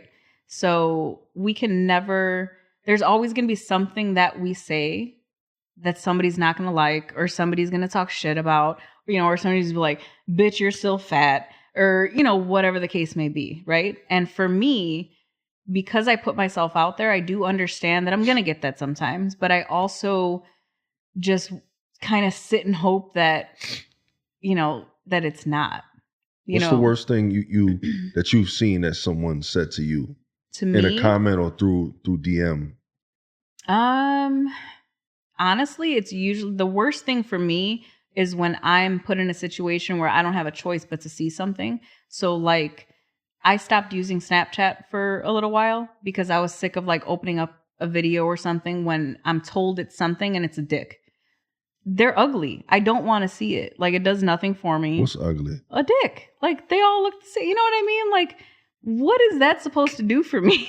I don't know. So that would be annoying to me. And it's also like, that's a form of fucking sexual harassment. You're literally like, you wouldn't do that in person. You wouldn't like, or at least you shouldn't. Well, there's some people that would. But you know what I mean? So it's like, why do you feel it's okay to do that? Like, I said hi back. Like, what the fuck? It's good that you said that because it shows that, you know, there are women that like different things. There's some women who like that 100% and enjoy that. And then, you know, you come across women like yourself that say, yo, it does nothing for me. Mm-hmm. So let's just say you were dating a guy, right? Mm-hmm. What does do something for you? Not even in a sexual way. Like if he just sent you a picture with a shirt off, is that different, or you still look at that like that's disgusting? I don't want to see that. No, so that's the thing. If I'm dating somebody, then everything about them is like, oh shit. You know what I mean? So he could send you that picture. Hell, motherfucker, he better. So wait.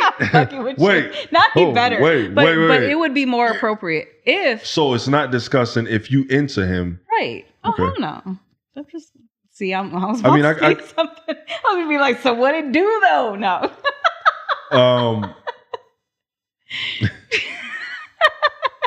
You know, the unsolicited picture game is very real. And I've never experienced that in my life until social media. Yeah. Because I didn't, and I got a taste of what women get. And when I say I got a taste, women have sent me unsolicited. Oh, but gay men, I've gotten dick pics.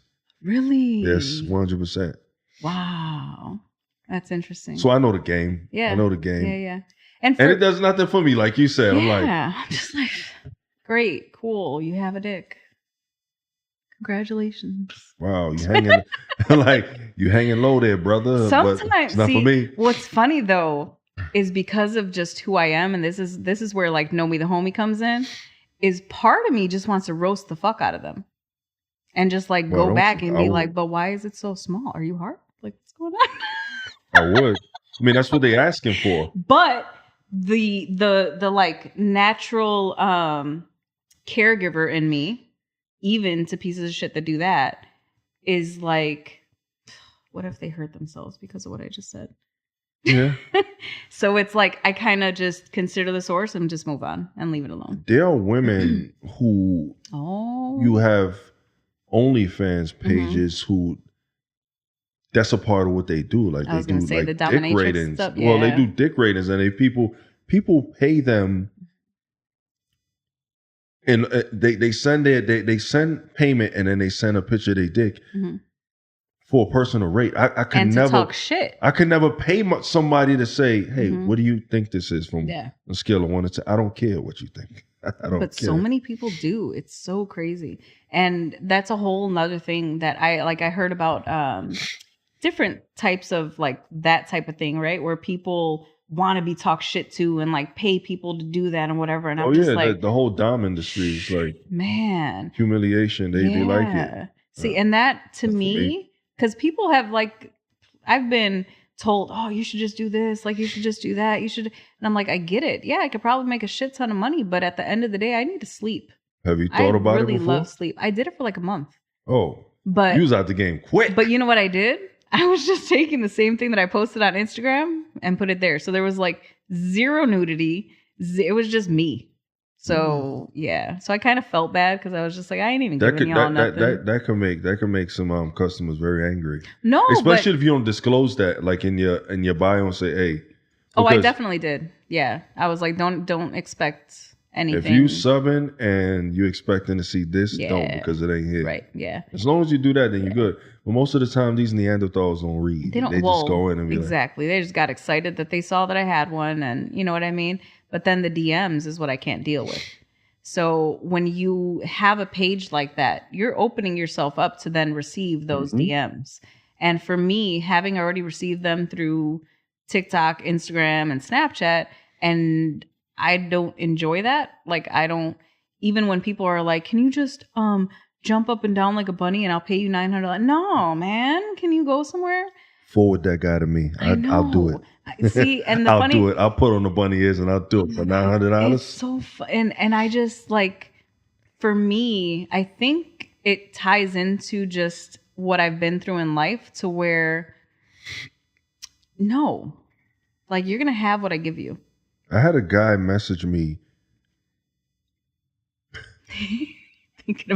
to take a picture with no clothes on, bent over, spreading my my cheeks so you could see the inside. I'm Bro, see, and how do you deal with, because you're the first man blocked. That's how I deal with it. See, because like you're the first one to like openly say something like I literally, the way that I don't open my DMs, because it like, how can I even, like, it doesn't defeat me at all, but it just makes me feel like sad for some of these people. For me, the DMs have always been like just a rough thing for me.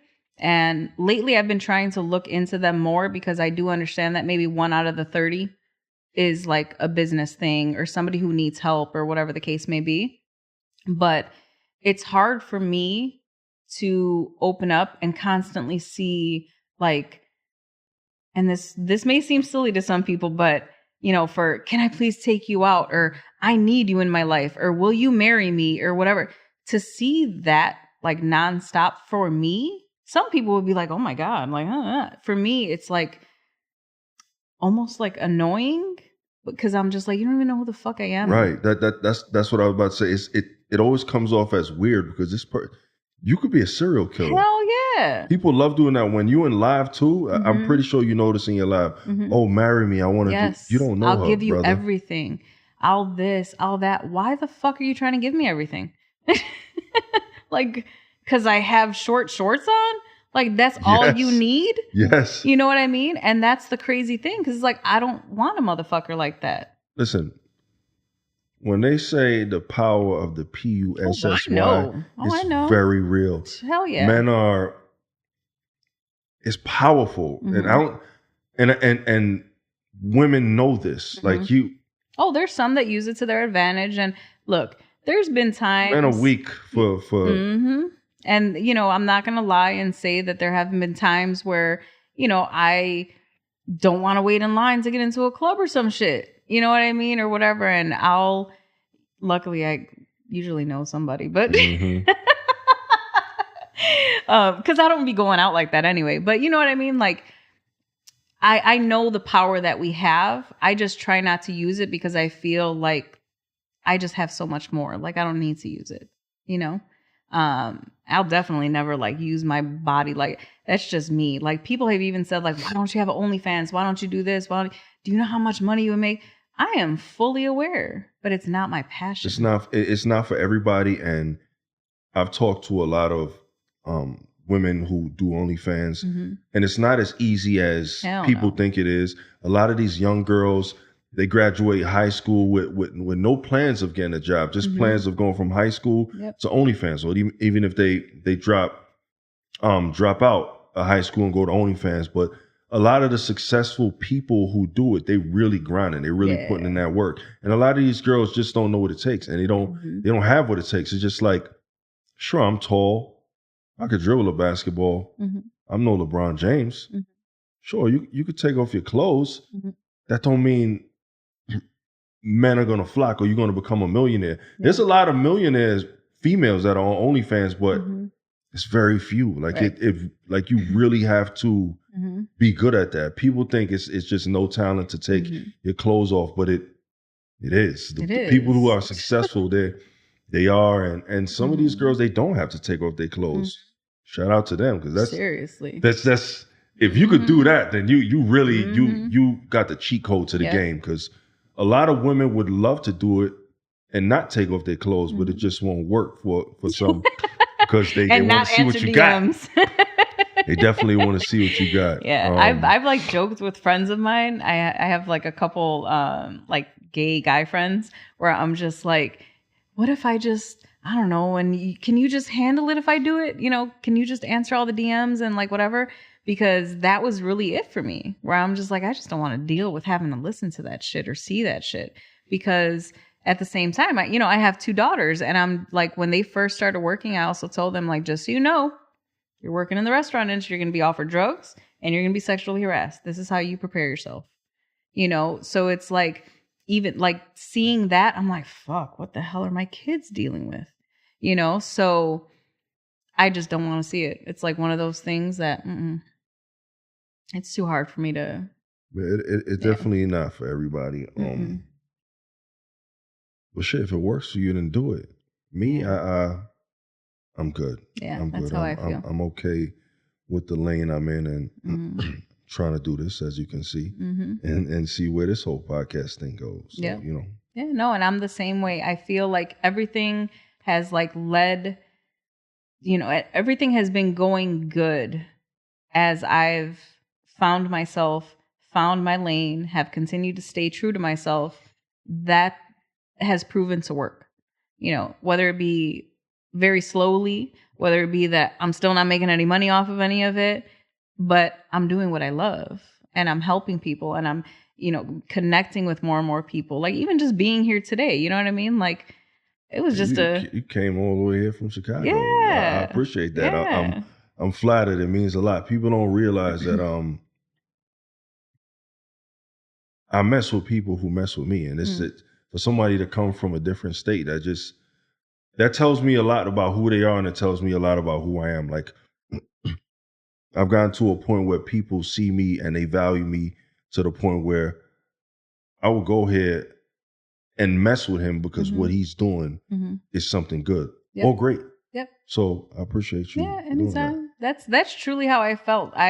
When I first came across like your TikToks, I was like, oh shit, you know what I mean? Because it was just like funny as hell to me. The first one that I saw, it was like just a beautiful woman. I think it was possibly in Jamaica, maybe even. Because I was getting nothing but like Jamaica on my timeline at that point. Like shit, the algorithm knows. The algorithm God. You know? And I was like, this is funny as hell. I remember sending it to my kids, like, check this dude out, you know?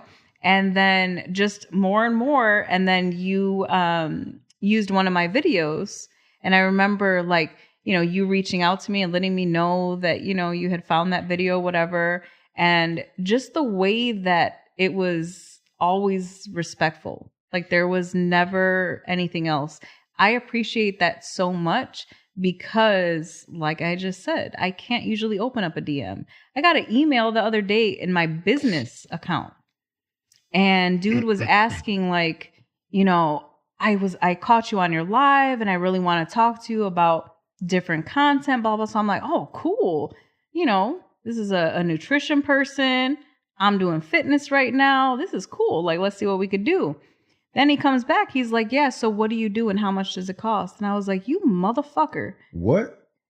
You really came like you a worker? To my business page asking me about content. I'm over here thinking that it's going to be a legitimate because it made sense. And now, really? So shit like that. And the way that it happens pretty often. So then to have somebody who, you know, obviously, yeah, it's my body and whatever else, but you spin it in a different way. Yeah, you're not try disrespectful. To come off like pervy. Yeah, I'm not you're not creepy. You're not trying to get in people's pants, nothing like that. You're just you. And you found this way of celebrating people. You know, whether it be bigger women or women, you know, who might have a disability or have, you know, done a lot of plastic surgery or whatever, you understand that that's just who they are. I don't get caught up in all the stuff that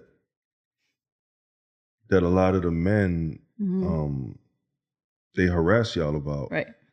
I've come to realize that it's not only men. I see sometimes when I post women, there's a lot of woman on woman violence. There's a lot. And like even women getting on women who get their bodies done. Like I realize that it comes from both sides. It's woman on woman violence and the man on woman violence. And, you know, I just try to be something different, like the light at the end of the tunnel, right. A little breath of fresh air for people, an outlet that they could go to when they feeling down. And I get that. I get a lot of crazy DMs, but I get a lot of great, wonderful, heartfelt DMs of how I change people's lives. And I would never think that's something me personally, like a skinny, bony Eric from the Bronx would ever have anybody like watching me and being inspired by me. So it does feel good. And now, you know, I'm out and people, they literally, when I go out, I get noticed all the time now. And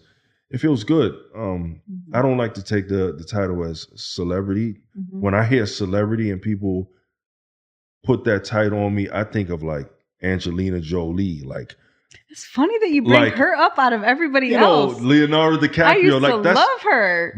These are celebrities to me, like mega stars. Me, I'm just a guy. But I guess in this day and age, social media people can be like the new era celebrities. Because when I was growing up, you and I, like celebrities for us, basketball players, baseball players, movie stars. These are what we look at as celebrities. Now for the kids growing up, they look to TikTok, Instagram, Facebook. You got a large following, he's a celebrity because, you know, people like Samuel Jackson, they not celebrities to these up and coming kids. They look at them like, oh, this guy's old heads, or look at Unc. They call us Unc and shit. I forget who it was that I saw who was like big time celebrity to me, and like people didn't know who the fuck he was. Because we old. They don't get it. Damn. They don't get it. Like Robert De Niro, this guy looked like he's about to like one day away from a wheelchair. But Robert De Niro, Al Pacino, these guys are like white in the hair. We watched these guys when they was in Scarface. They're no prime. Beard, like, but people be like, who's Al Pacino? Like, this is who we come up. But to the younger generation, we can be celebrities for them. And I'm okay with that. Yeah. I'll never call myself that. It's so weird. Yeah. But, you know. I go to a med spa over in Chicago. And every time I go in there, they're the sweetest people ever.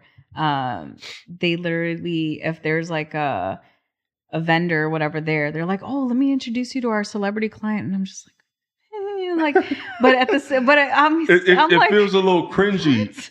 And I really hate the title,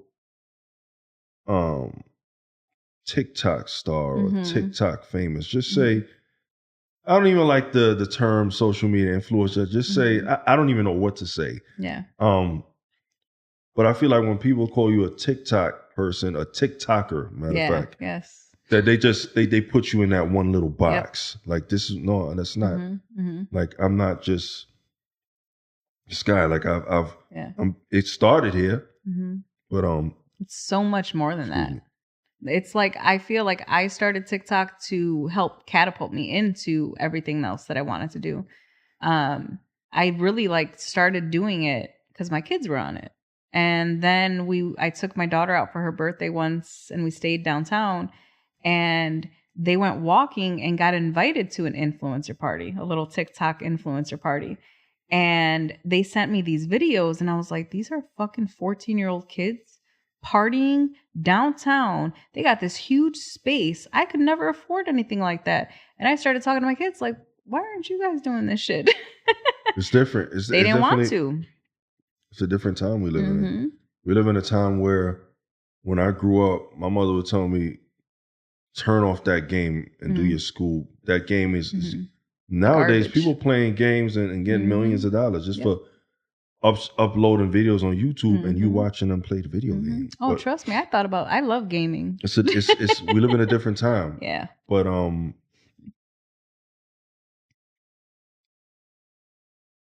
happy with it. I'm happy with it.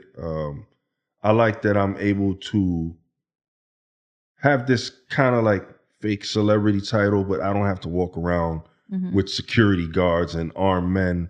I don't want to live that kind of life that the real security that the real celebrities live or become like Jay-Z and Beyonce. They can't walk nowhere without security. I want to be able to go everywhere. I conduct myself still like Eric from the Bronx. Like we went to breakfast the other day and it's gotten to a point, like most of the time when I get noticed, I'm out with my family.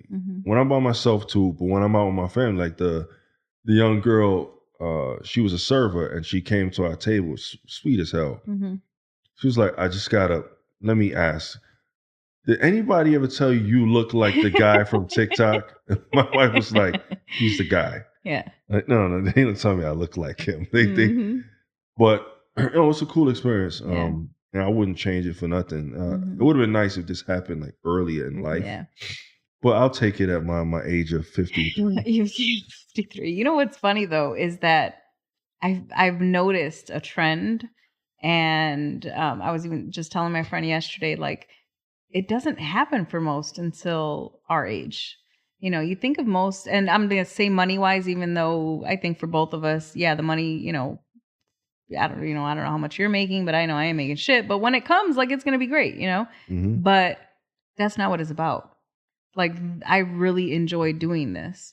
But, there's what the fuck was I trying to say? There's money to be made and all of that, but that's not like all it's cracked up to be. Yeah. You know what I mean? Like, it's not everything. It's the reach. It's having situations like this. The money is not the drive. Yeah, no. You got to like doing this. If you're doing this, just because you want to try to make money off of it, you're not make shit. People, they're not gonna flow to you. It's not gonna seem organic to them. People want to deal with somebody that's relatable. That's why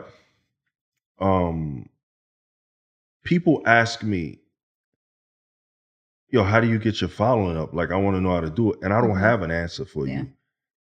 All I did was be me. Like whatever you are, be you. And if the people don't accept you for that, then you're not going to get them. Yep. I got this following not because I didn't pay for no followers. All the followers I got, I earned them. one by one. Yep. Like, so I can't tell you how to be great. You got to find what works for you and do that. And if it don't work, then, you know, it's not for you. It's not for you. Yep. I agree. I went from about 800 followers, I think it was, to 25,000 in 3 months. Yeah, but people, you know what's crazy? People will say, "Oh, I only got 800 followers or something." You know what 800 people look like in this place? And that's the funny thing. It didn't hit me. Like when I hit, I think it was 30,000 or something like that. And then I went to a Bad Bunny concert and I was like, shit, at least one of these people follows me. It's got to be.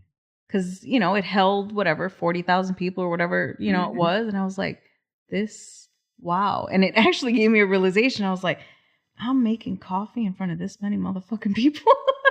And then, like, people like us, as far as people knowing us, numbers do count for us. Like, like Kim Kardashian, I think on Instagram, she got like, what, over 50 million followers? Yeah, it's crazy. First of all, she got that on that. So she's already known, but she's been known, like, even beyond that. Like, people know us from social media. They know Kim from various other things. And she just so happened to have an Instagram also.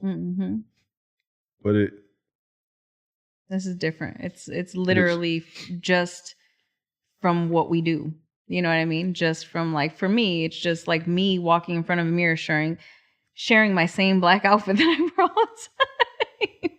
You know, or crying. There was a lot of times where I would just like get on there and be like, look, I hope you all have, you know, a great day type of shit. But like, if you're not, like, you know, just whatever the case may be, it's always something different. But it actually makes me very proud to know that I do have that many people that watch or, you know, check in on me too. Cause that's one of the benefits that a lot of people don't realize is that, you know, yeah, there's that many people following or whatever, but I know them. You know what I mean? Even if I don't know them, like I know some of the things that they're going through, or, you know, and they look to me for guidance sometimes, and we have a connection. So it's not just like, oh yeah, I have all these followers. No, a lot of them are my friends, you know, and I care for them. And like when I remember when I had surgery, they knew I was alone. The amount of messages that I woke up to, you know, that first like day, that's what got me through. You know, like, yeah, I didn't have that friend. I couldn't just call my mom to come help me or, you know, whatever. But I had all of them making sure I was okay. And that meant a lot. And that's something that I'll never forget. And that's exactly why I keep doing it. Better not cry. Oh, I ain't gonna cry. Why? You know, tough ass bitch. I'm from Chicago. What? Yeah, okay. But no, it is. It's a really special thing. And it's so much more than just TikTok and dances and outfits or whatever the case may be. Like, it really is about connecting with people and, you know, just being able to have your voice heard, whatever it is. I definitely love connecting with the people. And I try, like you say you don't, but it's fun. I love opening my DMs, whether it's crazy or not. I'm trying to. Boy, I would open it right now on but it's wild. But exactly. I think I got like 265 right now, just in TikTok. Well, because it's, you know, it tells you like you have whatever amount of unread. So, but do you have it set to where anybody could DM you? Or you have it set to where only people who follow you DM you? I think it's only people that follow me. Oh. When I had it set the other way to where everybody can, it was like madness. So just and I follow like 4,000 people. So still, even if I put it like for mutuals, it'll still. But what do you? In closing, what do you want the people to know else about you? Because I definitely don't want to run out of time again. And we're talking and it cuts off at like a wild point. For sure. So your business, anything. So many things. No. Honestly, so I do have a travel business. If you guys want to check it out, the link is always in the bio of my social media handle, which is Nomi the Queen. It's called Baddies Travel, but also Homies Travel, because I couldn't let out the homies, you know. And like, we're going to London to watch the Bears in October. I'm making it to that damn fight. There is no way I'm not gonna see Tyson fight. So it's gonna be in London? No. So the Tyson fight is in Dallas. Oh, okay. But the Bears will be in London in October. Okay. So I have some trips set up, you know, that are like I call them like prefab trips. So I have everything already built in. Those, because we're still waiting on ticket prices, is going to, take a little bit of time for the final price. But I do have that. I just do like VIP style travel. A lot of my friends are just like, we want to travel like Nomi. So I'm like, well, now y'all motherfuckers can. But no, just I'm me. That's really it. Like, I'm always going to keep it real. I'm always going to try to just make your day better. Like, I truly believe in everybody living their best life, and I want to help you do it. So that's why I'm here, and that's my purpose. That's like what I was meant to do in this earth, was just help others live their best life. Respectfully. Of course. I appreciate you flying all the way out here from Hell the slums of Chicago. Nomi the homie. The slums. You better stop. I will. Oh, man, look, I'm going to beat him up after this. Just so you know, Chicago, we ain't going to let that slide. And that's a wrap.